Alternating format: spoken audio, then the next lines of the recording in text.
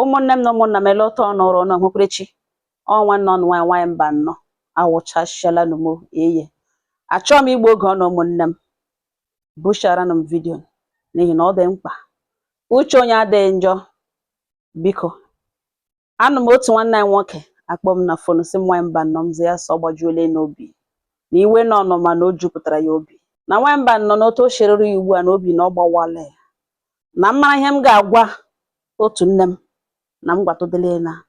ma werekwa egbotowara mba ụwa ka ya anụ ihe ha ga-agwa ya n'ihi na ọ gbajuola n'isi dọrọ nsị nwanne m gwa m ihe ọgwụ ụtọ ọbụla o sherụrụ anya ga-ele ihe ọ sọkwara ya wụrụ onwe ihe Chineke na-apụghị ime gwa m ihe ọgwụ ole ihe ọgwụ ya sị m na ya hụrụ nwunye last year mgbe ya matara nwunye na ya wee successful businessman kpatarala ego ọrụ ụlọ dị stable chọwa ịlụ nwaanyị hụkwanụ nwaanyị bara ya anya nwatakịrị nwaanyị masịrị ya na mgbe ya hụrụ nwunye ya na o mechana service ya na-achọga ọrụ only 3 months ya na ya abụọ matara nwunye ya chọta ọrụ na company ebe akwụghị ezigbo ụgwọ ya ele ya na ya abụọ ka na-ayịkwa agwa ya mara mma na ọ dị neat na ọ maara esi nri na ọ maara edozi ụlọ na o nwere nsọpụrụ dị humble na ọ mara mma nwaanyị na skuul ọ gakwara na ọ gụtara ọnụ ya na ọwụ ndị a na-aga na skuul na-aga while their times away na ọ maara akwụkwọ na ọ dị intelligent dị brilliant ihe niile na otu nwaanyị na ihe ndị a abịa eme ya lee ya nwee ebe nwaanyị a shi dị faulty ya fall in love with this lady dị deeply in love with her ya nwata nwa agbọghọ bịa like ya kwana ya na among ihe niile ya weliri aka elu na ọ nwere nsọpụrụ nga ọ dị omimi ya dị very happy gbara nwa anọ ntara kpakpo ji ịhụnanya na ha eme portable and simple wedding lakpuru decide ya na ha ga-ebido ịmụ nwa na January this year nwaanyị mba nnọọ ọ ya ka ya na ya abụọ nọ ihe a bidoro October last year abịa nwee changes something bido bọdawa nwunye bido na-eri ya nri n'ahụ ya jọọ ya elu jọọ ya ala ọ naghị achọ egwe ihe ọ gwara ya wụ that na n'otu ụbọchị na ya ga-agwa ya ka ya prepare cha mind ya dị ready for what life will throw at her. Room ụlọ ha bi not 2 bedroom flat ọ ga were the other room lakpo since October ya emetụbe nwunye ya aka na this woman ekwebe ka emetụ ya aka ọ gwabekwana ya ihe wu mere o ji na-adị moody na-eche echiche mere ya olewe mgbe ụfọdụ anya mmiri mkpụrịsị anya mmiri na-akụbishi gwakwana ya ihe wu mege anya mmiri ọ gwaghị ya ọ ya ka o ruru na ihe a mege kemgbe October ka mood nwunye change this is strange ọ na-ekwedezi eledezie ya anya na mkpụrụ anya abụọ na hardly anya na ya bụ akụkọta ya kpolitere n'ime abalị ka ọ gwa ihe mere na okwe ha agwa ya kpolitere na ụkọtụ ka ọ gwa ihe mere na okwe ha agwa mana chijie n'abalị akwụkwa na onye na-enye nwaanyị afọs nwaanyị na ụdị ọbụla chijie n'abalị ọlakpu na the other room si ya biko na ihe ma understand ya ekuru akpa lakpu ebe ihe eme October mee November ya na-ajụ nwunye sie na ya ebiele fọ ha nọ n'afọ kemgbe October ruo na November December weta ka ha ga-esi agba December nwunye ya si ya na ya eme ya understand ya biko ya gbanọ nkịtị o weta aka December 29 somebody send ya anonymous message when ya jụọ nwunye ya ebe ọ gara on the 18th of October 2024 that na nwunye ya gara ga hụ sugar daddy ya zụrụ ya na university na ya na ya bụ anọcha na hotel the man arịa aha ya elu na ya jụọ nwunye ya na ihe n'ugbo oweji okwu ọ si isi agba n'elu tem ya gakwuru nwunye si ya na stage ihe n'ugbo a na ya dịla fed up and na ọgbakọtele na akpịrị na o feel kwere na ịhụnanya na-eji ya na ya dị stupid na ya dịghị stupid na ọgwa ihe niile n'ugbo a or put an end to everything na ya nyere break of 3 months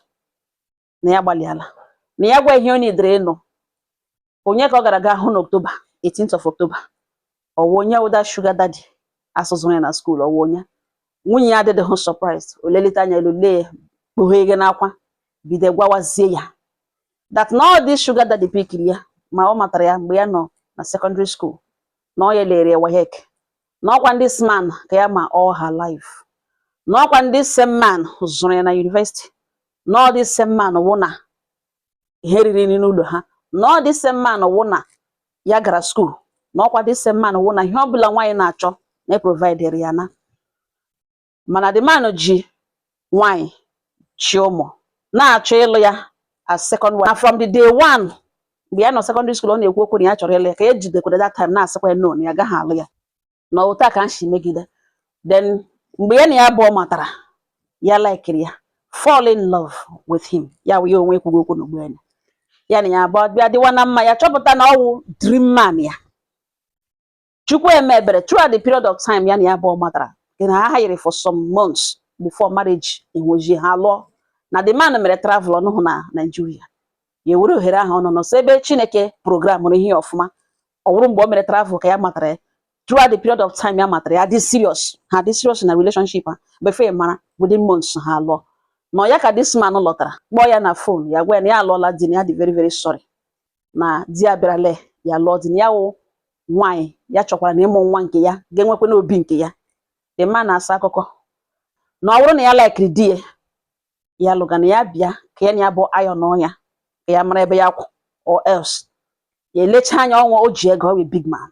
ya gawa na that 18th of October gwa ya bịa ọnụ ya gawa ebe ahụ ya erute file na ọ wụ normal discussion ya na ya abụọ ya ka ya kọwara the man si ya biko ka ọ understand. The man na-achọ ihe nọ anọ ọ gwawa so lee bill nọ n'elu tebụl a nọ na this envelope ya spendrị ishie ma ịzụ ya na secondary school ma na university na ọ ga-ewere ga-enye di ya ka ya na ya bụ ọkpaka isi ọnụ mara otu esi refund ya ebe ọ na-ekwe ha alụ ya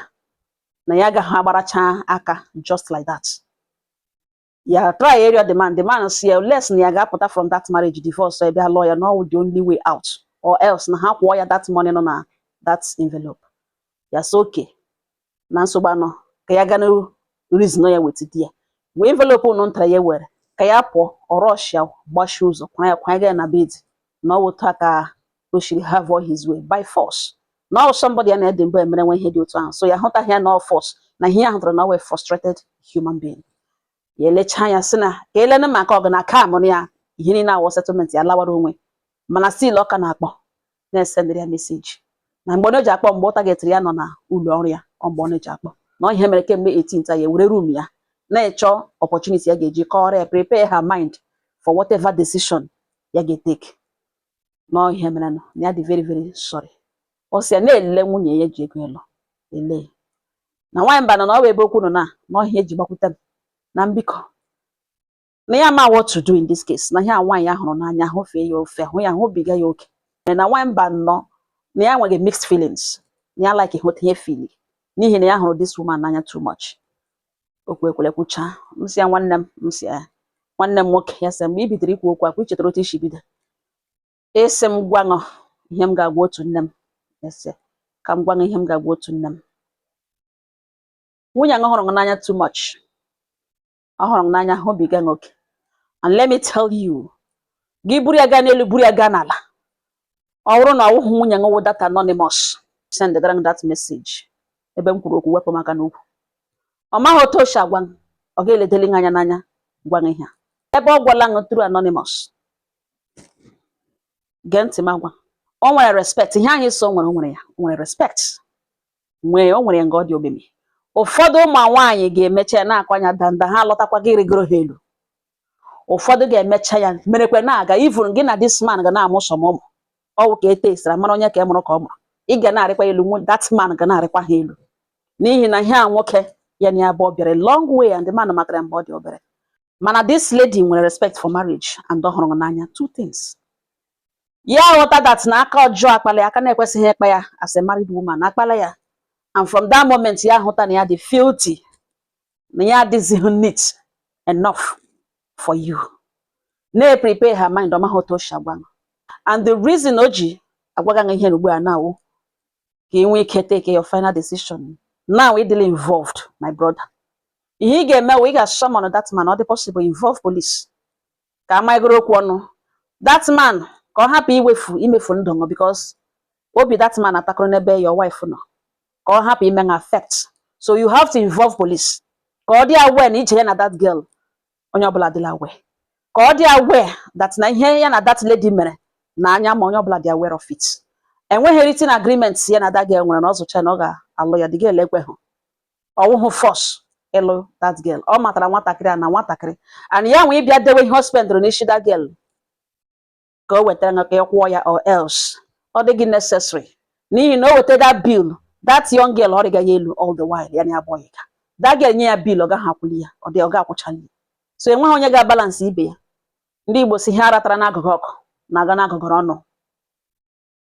Enweghị written agreement. Enwe mgbe that girl kwere ya nkwa ya ga-alụ ya nwa ihe ọ niile o mere that girl ihe mere n'enyi for ya nwee si the girl divorce ọṅụ bịa lụọ ya may accept bata second wife. Ọ dị very very wrong. So ma ya ma ego ya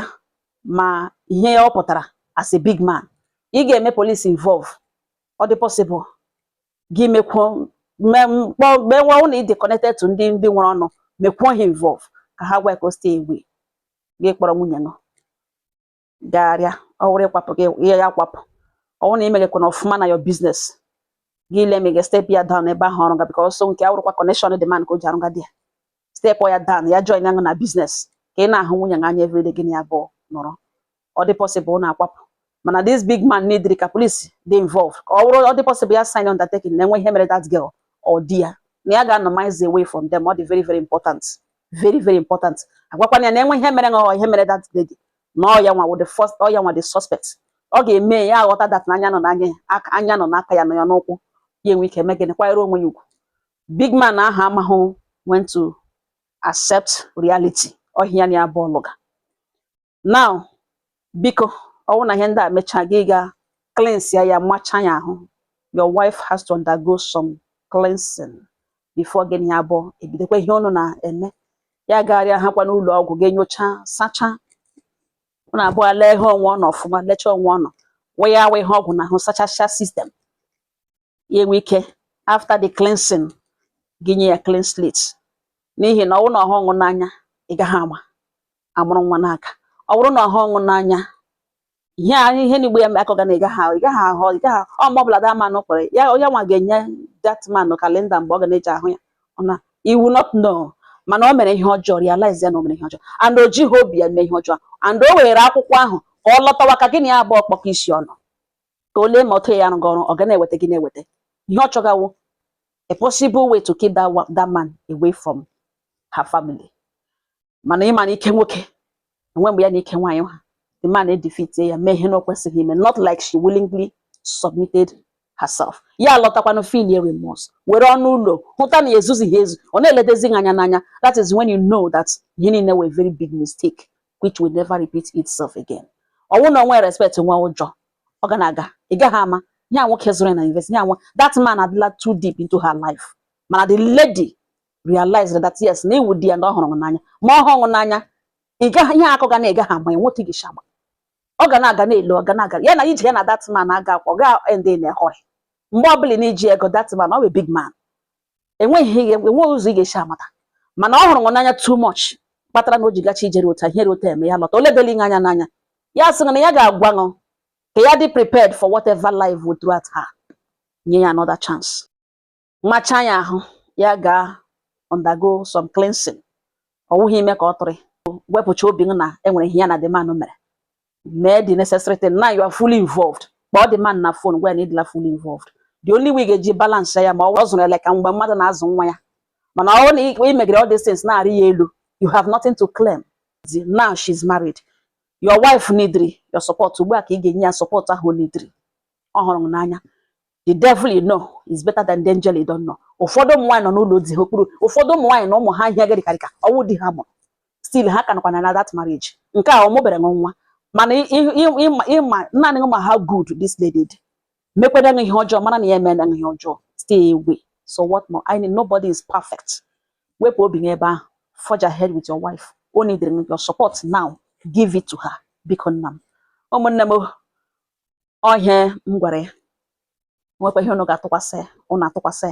ọngọ ha nọ m n'ọnụ ọ ga-agụcha kọmentị ọnụ udo dịrị unu.